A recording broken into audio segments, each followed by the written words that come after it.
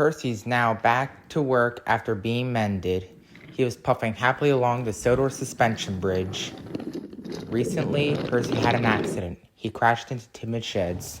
One morning, Percy puffed out to the depot where James and Duncan were. "Hello, Percy," said Duncan. "Hello, Percy," said James. "It's good to see you back on the rails after your accident." "Yes," agreed Percy. "I'm happy to be back to work." "You had an accident, Percy?" gasped Duncan. "Yes," said Percy. "Let me tell you. So recently my brakes failed that I crashed into Timid Sheds." Duncan was surprised. "Wow," said Duncan. "I'm glad that you're okay now." "Well, anyway," said James, "I can't chit-chat. I gotta work." And then James puffed away. Then Sir Topham Hatt arrived. "Duncan, you are to pick up some parcels from the post office and then bring it here to Percy. And then Percy, you are to deliver it to the other post office," said Sir Topham Hatt. "Yes, sir," said Percy. Then he puffed away. Then Duncan puffed away. Duncan stopped at a junction where Sir Handel was there. "Hello, Sir Handel," said Duncan. "You want to play hide and seek?" "Sure," said Sir Handel. "I count and you hide," said Duncan. "Okay then," said Sir Handel. Then Sir Handel puffed away, and then Duncan counted. 1, 2, 3, 4, 5, 6, 7, 8, 9, 10. While Sir Handel puffed and hid into a tunnel. "He will never find me in here," he thought to himself.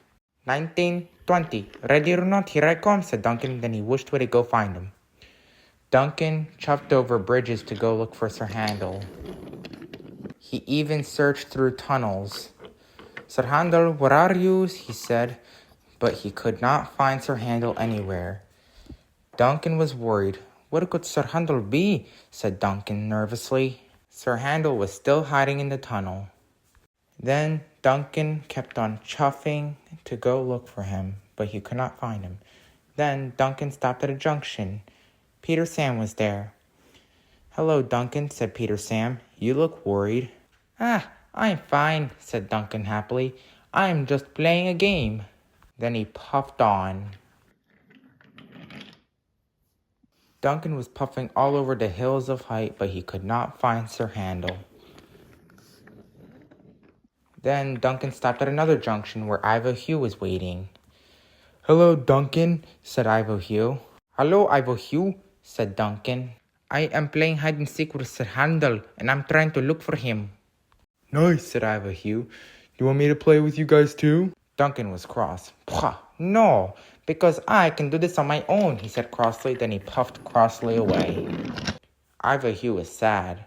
"I just wanted to help," he thought to himself. Then Duncan chuffed up to a tunnel. "Sir Handel, are you in there?" he said. He searched in there. "Found you, Sir Handel," said Duncan. "Come on out." Then Sir Handel puffed out. "Great job, Duncan. That was a great find," said Sir Handel. "Thank you," said Duncan. "Now it's your turn to count, my turn to hide." "Okay then," said Sir Handel. Then Duncan puffed away to go hide, while Sir Handel closed his eyes and counted. 1, 2, 3, 4, 5, 6, 7, 8, 9, 10. Duncan kept on chuffing and chuffing. He was going backwards that he didn't realize he was diverted into a siding. Then there was trouble. Duncan biffed the buffers and came right off the tracks. "Let me funnel," cried Duncan. "I'm off the trucks." 1920. "Ready or not, here I come," said Sir Handel. Then he whooshed away to go find Duncan. Sir Handel was puffing all along the hills of Height. Where could Duncan be? Where could Duncan be? He thought to himself. Then Sir Handel puffed up to a junction. Skarloey was there. "Hey, Skarloey," said Sir Handel. "Have you seen Duncan anywhere?" "No, I haven't," wheezed Skarloey. Then Sir Handel puffed away to go find Sir Topham Hatt. At last, Sir Handel found Sir Topham Hatt. "Sir, I can't find Duncan," said Sir Topham Hatt. "Don't worry," said Sir Topham Hatt. "I'll help you look for him." Sir Topham Hatt climbed aboard Sir Handel, then Sir Handel puffed away. Sir Handel puffed up onto a siding. He was looking for Duncan. Where could he be? Where could he be? He thought to himself. At last, Sir Handel found Duncan. Sir Topham Hatt was very cross.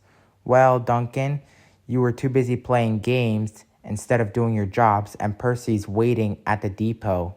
You've caused confusion and delay. Duncan felt very ashamed. I'm sorry, sir, cried Duncan. Sir Handel also felt terrible. He wanted to be honest. Please, sir, said Sir Handel. I played with him too, because I didn't know that he had work to do.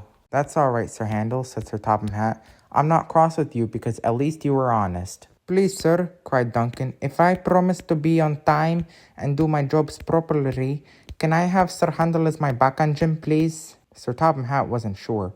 Only if you guys promise to be on time and be a really useful engine, said Sir Topham Hatt. Duncan smiled. Sir Handel, you can be my back engine, said Duncan. Sir Handel was delighted to help. Then Sir Handel buffered up to Duncan, and then Sir Handel worked very hard, and he pulled Duncan back on the tracks. At last, Duncan was back on tracks. Thank you, Sir Handel, said Duncan. Then the two friends, Duncan and Sir Handel, puffed to the depot to deliver the parcels for Percy. They both arrived just in time. Thank you, Duncan, said Percy. You are a really useful engine. Thank you, Percy, said Duncan. You are a really useful engine too, and I could not have done it without my friend Sir Handel. Thank you, Duncan, said Sir Handel. He smiled his biggest smile ever.